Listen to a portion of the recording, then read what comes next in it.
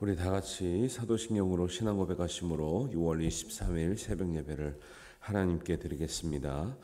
나는 전능하신 아버지 하나님 천지의 창조주를 믿습니다. 나는 그의 유일하신 아들 우리 주 예수 그리스도를 믿습니다. 그는 성령으로 잉태되어 동정녀 마리아에게서 나시고 본디오 빌라도에게 고난을 받아 십자가에 못 박혀 죽으시고 장사된 지 사흘 만에 죽은 자 가운데서 다시 살아나셨으며 하늘에 오르시어 전능하신 아버지 하나님 우편에 앉아 계시다가 거기로부터 살아있는 자와 죽은 자를 심판하러 오십니다. 나는 성령을 믿으며 거룩한 공교회와 성도의 교제와 죄를 용서받는 것과 몸의 부활과 영생을 믿습니다. 아멘.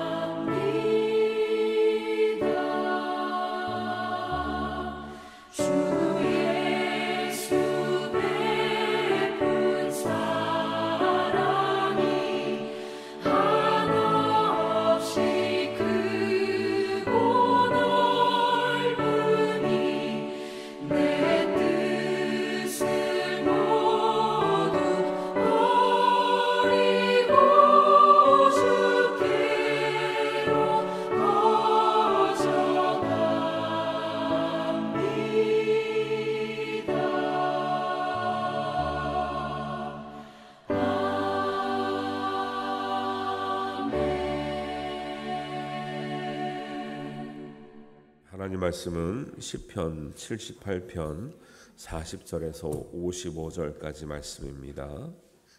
한 목소리로 봉독합니다. 그들이 광야에서 그에게 반항하며 사막에서 그를 슬프시게 함이 몇 번인가. 그들이 돌이켜 하나님을 거듭거듭 시험하며 이스라엘의 거룩하신 이를 노엽게 하였도다. 그들이 그의 권능의 손을 기억하지 아니하며 대적에게서 그들을 구원하신 날도 기억하지 아니하였도다. 그때에 하나님이 애굽에서 그의 표적들을 수완들에서 그의 징조들을 나타내사 그들의 강과 시내를 피로 변하여 그들로 마실 수 없게 하시며 스파리 떼를 그들에게 보내어 그들을 물게 하시고 개구리를 보내어 해하게 하셨으며 그들의 토산물을 황충에게 주셨고 그들이 수고한 것을 메뚜기에게 주셨으며 그들의 포도나무를 우박으로 그들의 뽕나무를 서리로 죽이셨으며 그들의 가축을 우박에 그들의 양떼를 번갯불에 넘기셨으며 그의 맹렬한 노여움과 진노와 분노와 고난 곧 재앙의 천사들을 그들에게 내보내셨으며 그는 진노로 길을 닦으사 그들의 목숨이 죽음을 면하지 못하게 하시고 그들의 생명을 전염병에 붙이셨으며 애굽에서 모든 장자 곧 함의 장막에 있는 그들의 기력에 처음 것을 치셨으나 그가 자기 백성은 양같이 인도하여 내시고 광야에서 양떼같이 지도하셨도다. 그들을 안전히 인도하시니 그들은 두려움이 없었으나 그들의 원수는 바다에 빠졌도다.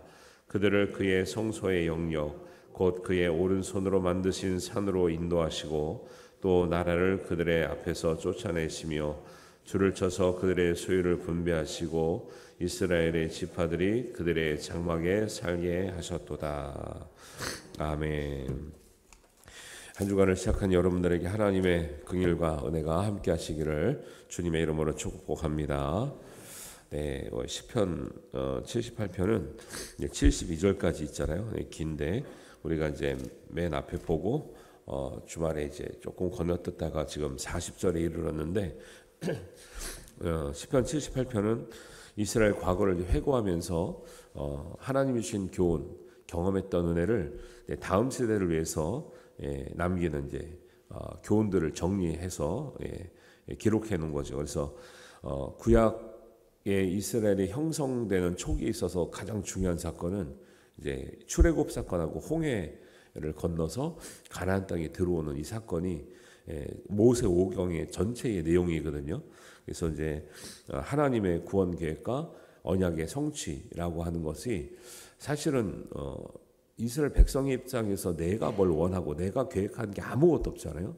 하나님께서 구원도 거저 주시고 약속의 땅도 거저 주셔서 우리는 단지 거기를 그냥 가기만 하면 되는데 사람은 그런 하나님의 인도와 계획이 있어도 그냥 가는 것도 힘들다. 사람의 본성을 봤을 때 구원도 거저 받았고 약속의 땅도 축복도 거저 받기만 하는 존재인데 그걸 받는 것도 순수하게 가지 못하는 사람의 마음들을 보여주고 있는 거죠. 그래서 시편은 이런 출애굽 사건하고 이제 홍해 사건, 그 다음에 가나안 땅 들어가는 이 사건을 굉장히 여러 곳에서 많이 말씀을 하고 있죠. 그래서 그런 중요한 사건을 어려울 때마다 기억하고 믿음을 회복하고 하나님의 약속을 기억하는 것이 신앙의 근간이 되는 거죠. 근데 하나님께서 말씀하실 때 신앙생활할 때 가장 중요한 요소가 그런 요소이기 때문에 이미 받은 은혜를 기억하는 거 되게 중요하죠. 여러분이 이제 날마다 은혜를 받을 수 있겠지만 큰 계기가 되는 사건들이 있잖아요. 근데 아무리 큰 계기가 된 사건도 지나면 이제 가물가물해져요. 그리고 흔들리기도 하고 잊어버리기도 하고. 근데 신앙의 가장 구약 성경에서 많이 등장하는 단어, 그다음에 가장 중요한 요소가 뭐냐면 절기를 기억하라, 그 사건을 기억하라, 은혜를 기억하라, 이런 거예요. 이제 우리는 지금 당장의 은혜가 없어도 이미 받은 은혜만 가지고도 충분한 하나님의 복이 되는 줄 믿습니다. 성경은 그런 것을 계속 강조하고 있다. 이미 받은 은혜를 너희가 귀하게 여기고 간직하고 때때로 우리가 힘들 때, 어려울 때, 앞이 보이지 않을 때 이미 받은 은혜, 하나님께서 지금까지 역사하셨던 그 사건들, 은혜들을 기억하는 이런 말씀들을 많이 주시는 거죠. 그래서 그런 이미 받은 은혜와 약속과 구원을 가지고 가는데도 불구하고 사람들은 그 길도 온전히 가지 못하더라, 이런 말씀들을 하고 있습니다. 40절에서 42절을 보면 그들이 광야에서 그에게 반항하며 사막에서 그를 슬프게 함이 몇 번인가. 사실은 하나님의 인도를 받아서 나왔잖아요. 그런데 그냥 그 길을 온전히 가기만 하면 약속의 땅에 들어갑니다. 그런데 과정 중에서 하나님을 슬프게 하고 반항하고 했던 일이 한두 번도 아니라, 사실 우리가 민수기 배울 때 배웠지만 시내산에서 올 때까지만 해도 벌써 10번 정도, 또 시내산에서 약속의 땅 갈 때까지만 해도 성경에 기록된 거는 이제 뭐 10번 이하지만 실제적으로 그것만 아니라 작은 사소한 것까지 다 만약에 다 기록했다 그러면 수도 없이 그런 일이 있었던 거죠. 그래서 41절에 보면 그들이 돌이켜 하나님을 거듭거듭 시험하며 이스라엘의 거룩하신 일을 노엽게 하였도다. 그들이 그의 권능의 손을 기억하지 아니하며 대적에게서 그들을 구원하신 날도 기억하지 아니하였도다. 하나님 입장에서 사람에게 좀 섭섭한 게 있고 좀 그런 게 있다면 이미 베푸신 은혜를 기억하지 않는 거예요. 우리가 그래서 감사하는 게 되게 중요한 것은 지금도 감사하는 일이 있어서도 감사하지만 옛날 일을 인하여서도 감사할 수 있는 거죠. 우리 자녀들 키우다 보면 그런 생각 나죠. 어릴 때 막 죽을 고비 한두 번 넘기잖아요. 근데 지금은 막 장성하게 커가지고 이제 어떻게 이제 잘 컸어요. 근데 문득 생각하면 야, 이 자녀가 옛날에 이랬었는데 참 지금 큰 거 보니까 감사하잖아요. 그럼 또 감사할 수도 있는 거죠. 예를 들면. 근데 한번 받아내고 아유 그땐 감사했고 지금은 아무 문제 없으니까 지금은 안 감사하고 이럴 수 없잖아요. 근데 사람이 그 의미를 생각하면 모든 것이 하나님의 은혜인데 사람들은 그런 걸 잊고 지금 불편한 것만 생각하더라는 거예요. 근데 우리도 그렇지만 이스라엘 백성은 보세요. 우리가 진짜 홍해가 갈라지는 그 광경을 봤다 그러면 여러분 우리 뭐든지 다 할 것 같잖아요. 하나님 위해서요. 근데 사람은 또 그렇지도 않은 거예요. 그러니까 사람 마음이라는 게요, 이 충성심이라는 거, 은혜를 기억한다는 게요, 굉장히 하나님 마음 같지 않아요. 하나님은 그 정도의 역사를 보여줬으면 사람들은 영원히 변하지 않고 영원히 믿음이 강하고 영원히 흔들리지 않을 것 같은데 사람은 그렇지 않더라. 그럼에도 불구하고 큰 기대가 아니라 최소한의 우리의 책임과 성실을 보여줘야 될 것은 보여줘야 되는데 사람은 그렇지 못한 모습들을 보여줬기 때문에 하나님은 그럴 때마다 너희가 하나님께 받은 은혜가 얼마나 귀하고 큰지를 항상 기억하라 말씀하고 있죠. 그래서 하나님은 백성들이 이스라엘 백성들이 그걸 기억하지 못하기 때문에 어디까지 가서 소환을 하냐면 너희들이 출애굽하기 전 상황을 한번 생각해 봐라. 너희들이 출애굽 나오기 전에 어떤 일이 있었냐? 어떤 일이 있었죠? 백성들을 보내달라고 하니까 안 보내주니까 10가지 재앙이 있잖아요. 그 10가지 재앙도 상상할 수 없는 하나님의 초자연적인 역사거든요. 그런 것들을 다 기억해 보면 10가지뿐만 아니라 홍해가 갈라지고 광야에서 만나와 메추라기를 먹고 물에 반석에서 물이 나고 가나안 땅에 들어와서 너희가 싸워서 아무것도 하지 않는데 여리고성이 무너지고 다 생각해 보라는 거예요. 너희가 지금 이렇게 살 수가 있냐는 거예요. 이렇게 하나님 앞에 이렇게 할 수가 있냐는 거죠. 이런 얘기를 이제 쭉 하고 있어요. 그래서 이제 10가지 재앙은 이제 피, 개, 이파, 개구리, 이 파리, 그다음에 악질, 독종, 그다음에 우매, 흑장. 우리 이제 신학대학들 이것 그냥 가끔 또 성경 퀴즈 나오기 때문에 외워요. 네, 우박, 우매, 메뚜기, 흑암, 장자 죽음 이런 게 있잖아요. 이런 중에서 몇 가지를 이제 여기 지금 75편, 78편, 40절에서 55절에 강조하면서 하나님께서 하나님의 어떤 전능하심, 하나님께서 어떤 이제 창조주 되심을 강조하는 장면이 몇 개 나오죠. 44절입니다. 그들의 광과 시내를 피로 변하여 그들로 마실 수 없게 하시며, 이 이야기가 10가지 재앙 중에 첫 번째 강이 피로 변하는 거예요. 피도 생명을 생각하고 상징하고요. 물도 생명을 상징하죠. 그런데 이집트의 나일강은 굉장히 정말 물이 풍성하고 비옥한 그 물이 있기 때문에 모든 농사가 잘 되고 풍요로운 삶을 누렸는데, 그래서 그들은 물신을 섬기죠. 그러니까 사람들이 이상해요. 뭐만 조금 잘 되면 거기에 자꾸 신을 갖다 붙여가지고 섬기려고 해요. 누가 엎드리라고 하지 않았는데, 누가 섬기라고 하지 않았는데 스스로 섬겨요. 스스로 굴복하고 스스로 우상을 만들어요. 사람 되게 이상해요. 가만히 생각해보면 사람 되게 이상하다니까요. 누가 시키지 않았잖아요. 거기 신이 있다고 말하지 않았잖아요. 근데 자기들이 자꾸 신이 있다 그러는 거예요. 그리고 절하는 거예요. 그리고 막 신이라고 만들고요. 사람 되게 이상하지 않아요? 이상하다고 해주세요. 사람 되게 이상해요. 우상을 만들려고 하지 않는데 스스로 만들고, 신이 있는 것도 없는데 신이라고 말을 붙이고, 그리고 절절매 또 그 앞에서 또 물이 있다가 또 물이 마르면 또 뭐 죽겠다 그러고 막 왜 물이 어디서 왜 안 오냐, 신이 노해서 안 온다 그러고, 되게 이상한 삶을 살아왔어요. 사람들은 이제서야 좀 정신 차리겠는데 오히려 이렇게 지성과 문명이 발달하면 좋아질 줄 알았는데 지금 꼭 그렇지도 않아요. 더 우상에 빠지고 더 미신에 빠진 사람들이 되게 많죠. 참 이상해요, 사람들은. 그죠? 그러니까 우리만 멀쩡해. 우리만 멀쩡해. 이게 정말 제대로 된 하나님을 깨닫고 다른 것은 신이 아니라는 걸 깨닫고 진리를 따라가는 사람이 많지 않다라는 것을 또 알아요. 그래서 피와 물은 생명을 상징하는데, 그 피와 물이 상징하는 생명을 다스리시는 분은 오직 하나님밖에 없다는 것을 강조하는 거예요. 너희가 그 생명이라 생각하는 그 강이 생명이라 생각하는 피가 섞였잖아요. 물에 피가 있으니까 생명이면 생명이 풍성해야 되는데 너희 금을 먹을 수 있냐? 못 먹었지. 너희들이 생명하는 그것으로 너희는 죽을 수도 있다라고 말하는 것과 마찬가지거든요. 45절에 쇠파리 떼를 그들에게 보내요. 그들을 물게 하시고 개구리를 보내요. 해하게 하셨도다. 파리가 얼마나, 여러분 일반 파리가 있고 똥파리가 있는 거 아시죠? 그리고 파리도 큰 게 있는 거 아시죠? 근데 외국 가면요, 똑같은 종자라도요 되게 커요. 파리도 크면 물어요. 모기도 물잖아요. 쇠파리가 물게 하시고 개구리. 옛날 고대인들은 참 지금 생각하면 얼마나 이제 어리석어요.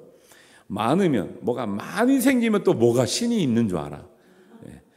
파리떼가 또 막 때로 몰렸다니, 파리가.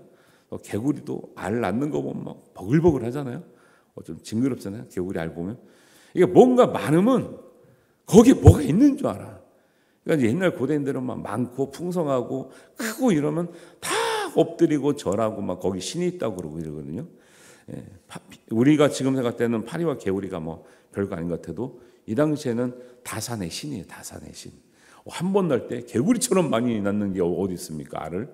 파리떼처럼 막 이렇게 하루 눈 깜짝할 사이에 막 떼로 다니고 이런 게 어디 있어요. 그러니까 뭔가 여기 특별한 게 있나 보다 하고 참 어리석어요. 그래서 파리와 개구리는 다산의 신으로 상징되어 있기 때문에 너희가 신이라고 생각하는 그 파리, 개구리로 인해서 너희가 죽게 된다라는 거예요. 파리와 개구리, 다산의 신을 너희가 섬기면 사는 게 아니라 죽는다 얘기를 하는 거예요. 그레인 얘기를 하고, 열매와 양식을 주시는 분은 더러운 파리나 개구리가 아니라 하나님이심을 기억하라고 강조하시는 말씀인 줄 믿습니다.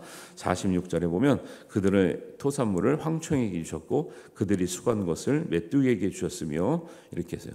황충이나 메뚜기 때 우리가 그 펄벅의 돼지라고 하는 소설 우리 학교 다닐 때 조금 읽으셨죠? 거기 보면은 오래돼서 내용은 잘 기억이 안 나지만 가장 인상적인 건 뭐예요? 메뚜기 떼가 와가지고 싸그리 그냥 훑어 지나가는 그 장면이 너무너무 인상적이죠. 왜냐하면 우리 어릴 때 우리나라는 뭐 메뚜기 떼로 인해서 피해 받는 그런 게 없잖아요. 별로. 근데 이제 중국이나 이런 데 보면 메뚜기 떼로 황충, 메뚜기가 누런 거 있잖아요. 큰 거 막 이런 것들 때문에 지나가면 진짜 뭐 다 갉아먹는 거예요. 다 이거 지나가고 나면 나만 하는 게 없다는 거잖아요. 그래서 메뚜기도 사실은 이게 뭐 뭐 다산의 어떤 상징을 하고 있는데 이런 것들을 또 섬기는 거죠. 애굽은 고대 사람들은 많고 크면 다 엎드리고 섬겨요. 근데 성경의 언어는, 성경의 메시지는 하나님은 양으로 승부하지 않는다라는 거예요. 하나님은 풍성하게 하셔요. 은혜를 주시고 복을 주실 때. 그러나 하나님이 쓰실 때는 양을 가지고 쓰신 적이 없어요. 양적인 걸 가지고 쓰신 적이 별로 없어요. 많이 성경을 보면 생각해 보세요. 오히려 이스라엘이 힘이 있다, 우리는 많다, 세다고 생각할 때 다 졌고 실패했어요. 우리는 부족하다, 우리는 적다, 우리는 연약하다 할 때 하나님을 의지할 때는 이겼고 승리한 줄 믿습니다. 예.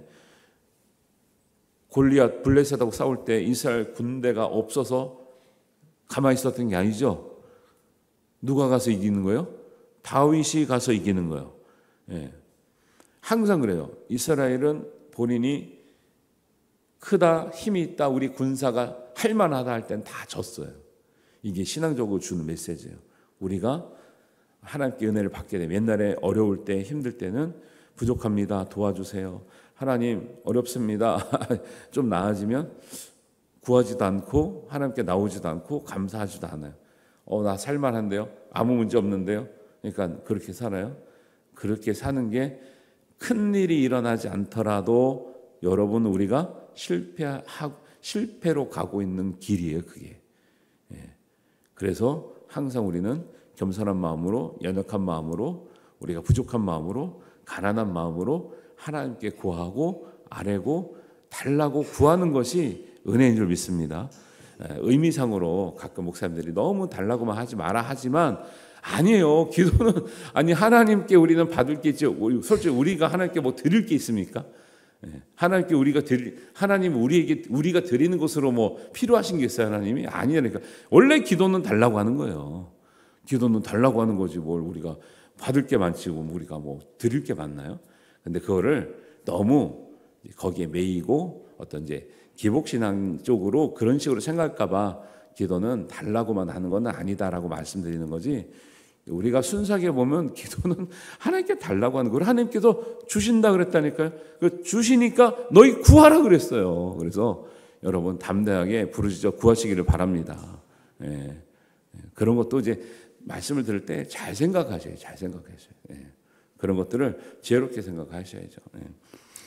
그래서 하나님은 축복은 풍성하게 주시는데 하나님이 결정적으로 역사하실 때는 반드시 양적인 것으로 이루시고 성공하시게 한 게 아니라 오히려 하나님께서 양보다 질, 그 다음에 우리의 시간의 양이나 세월의 양이나 어떤 숫자의 양보다 충성과 믿음을 통해서 하나님 역사하시는 줄 믿습니다.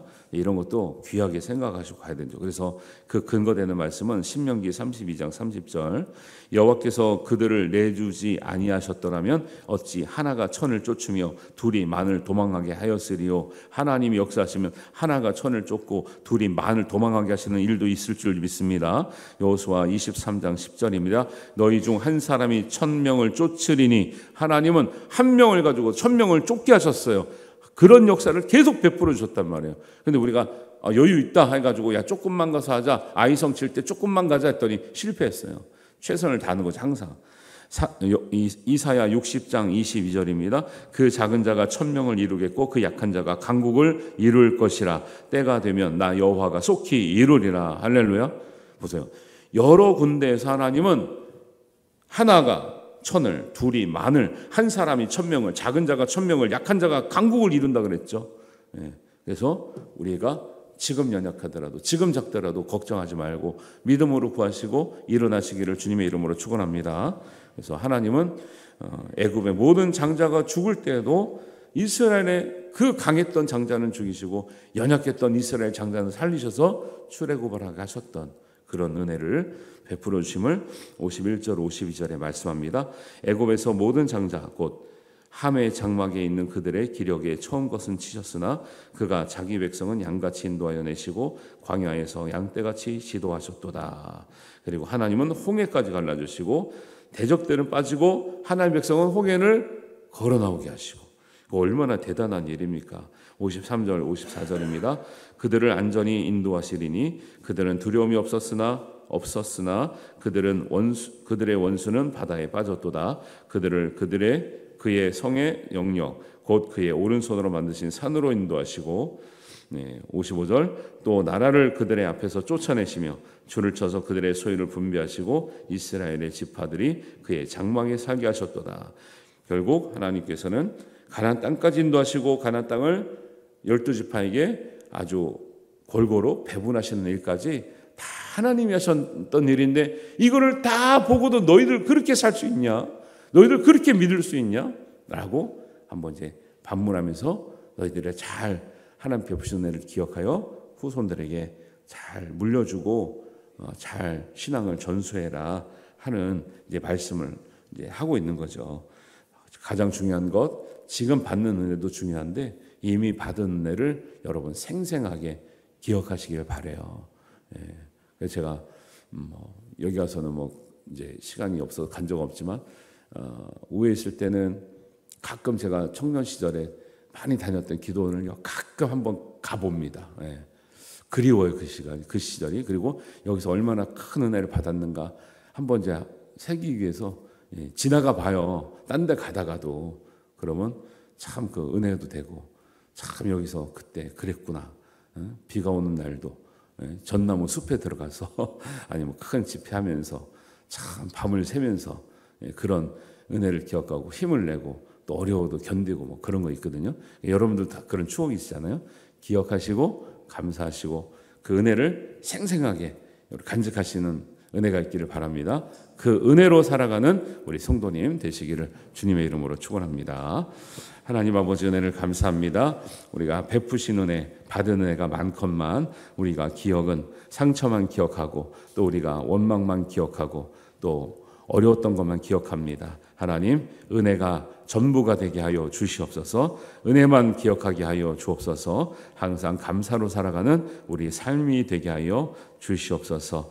기억하여 그 은혜를 기억하여 우리 주변에 전할 뿐만 아니라 우리 후손들에게도 잘 기억하며 간직하며 그 은혜를 잘 전달할 수 있는 우리의 믿음의 사람들이 되게 하여 주시옵소서. 한 주간 살아갈 때도 하나님 날마다 은혜 넘치는 우리 삶에 되게 하시고 복되고 건강한 우리 일터와 가정 되게 하여 주시옵소서. 예수님의 이름으로 기도하옵나이다. 아멘. 하늘에 계신 우리 아버지, 아버지의 이름을 거룩하게 하시며 아버지의 나라가 오게 하시며 아버지의 뜻이 하늘에서와 같이 땅에서도 이루어지게 하소서. 오늘 우리에게 일용할 양식을 주시고 우리가 우리에게 잘못한 사람을 용서하여 준 것 같이 우리 죄를 용서하여 주시고 우리를 시험에 빠지지 않게 하시고 악에서 구하소서. 나라와 권능과 영광이 영원히 아버지의 것입니다. 아멘.